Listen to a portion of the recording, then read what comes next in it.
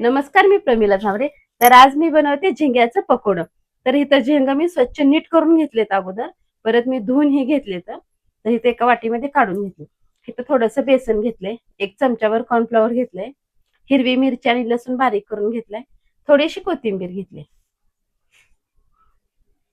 तर आता इथे मी एक चमचाभर बेसन टाकून घेते, जास्त पण नाही टाकत. म्हणजे जर लागलं तर आणखी जास्त टाकते, नाही तर नाही टाकत. इथं कॉर्नफ्लॉवर घेतले मी, थोडीशी कोथिंबीर आहे, हिरवी मिरची आणि लसूण बारीक करून घेतलेलं आहे. इथं वापरायचं आपल्याला चवीनुसार मीठ.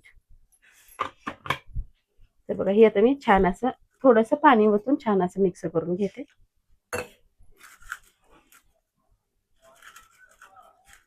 पाणी पण जास्त वताच नाही, बघा थोडंसं, का तर ही ओलसर अगोदरच आहे, त्याच्यामुळं आता जास्त वताच नाही आपल्याला पाणी. तर इथं थोडीशी मी हळद टाकून घेते आणि उगत चमच्याभरच पाणी ओतून घेते, म्हणजे हळद छान असं मिक्स होते. आपल्याला ह्याला पाणी जास्त लागलं नाही.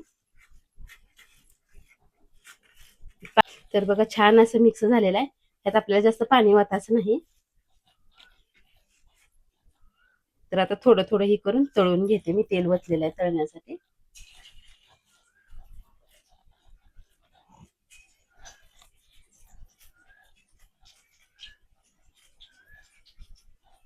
तर छान असं कुरकुरीत तळलेलं मी एका प्लेटमध्ये ह्याला काढून घेते.